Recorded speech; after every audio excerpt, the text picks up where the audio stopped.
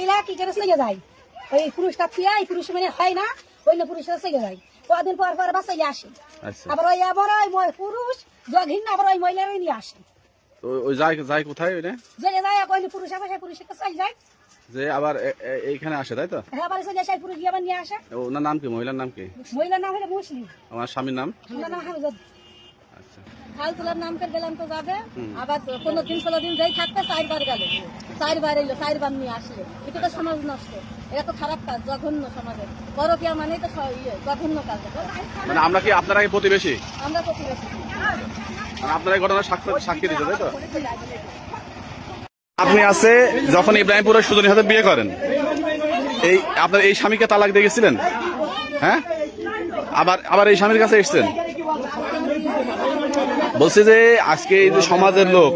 এই সমাজের লোক সব আপনার বাড়ি কেন বলেন দিনে মানে আপনি তো অন্যায় করেছেন নাকি আপনি এই স্বামীর বাড়ি সংসার খরচ করে সেখানে নিকে করলেন বা বিয়ে করলেন বিয়ে করার পরে আপনি সেখানে চলে গেলেন যে আবার আপনি এই স্বামীর কাছে আসছেন তাও মেনে নিয়েছে খালি আপনি এদের মানে শরিয়া সম্মত তো না এইগুলো আপনার ইচ্ছা মতো আপনি যেখানে ইচ্ছা সেখানে যাচ্ছেন সেখানে থাকছেন খালি এই যে আজকে যে সমাজের লোক এখানে পুরো সমাজের লোক তা আপনার তো পুরো এক ঘুরে ডাকবে সমাজটা তো আপনি নষ্ট করে ফেলছেন গ্রামে একটা সমাজ নেই সমাজটাকে মেনেছে একবার গ্রামে মেরেছে তোমার এখানে তোমার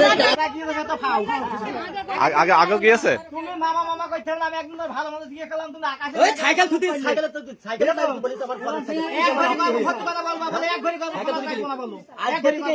বন্ধ রাস্তাঘাট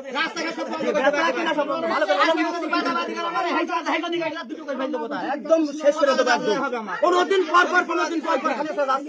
আর আমার ভাগ্নের সাথে আমি নিজের আমার ভাগ্নের সাথে তোর কিছু আছে আচ্ছা তোর আমার ভাগ্নের আছে তোর আছে আপনারা পাড়া প্রতিবেশী তাই তো সবাই আপনারা তো প্রতিবেশী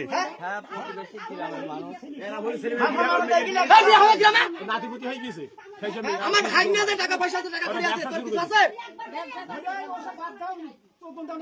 তুমি তো বারবার চলে যাচ্ছ তা তুমি এখানে আমার কি গ্রামের লোক সব খেত করে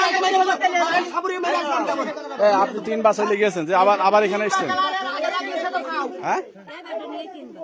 এবার 3 বার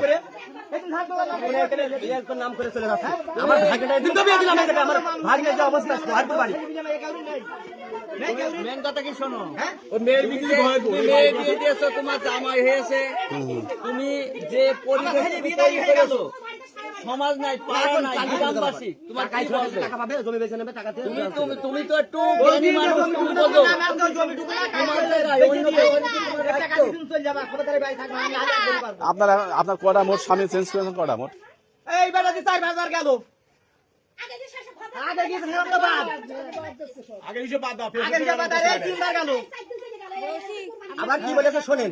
আমি এই বেটা নিয়ে 3 বারই গেলাম একজনের সাথে কিন্তু এরা তো বলছে 4-5 বার পুরো মান ডাকাত পারবে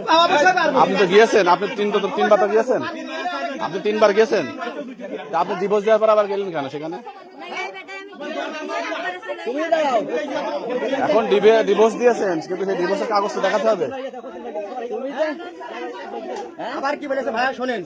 বলেছে তুমি বলে 10 দিন পরে আমার নিতে আসবা বলে ও বলেছে গুছাই গাছাই আমি আসবো তুমি এখানে গুছাই নিয়েছিলে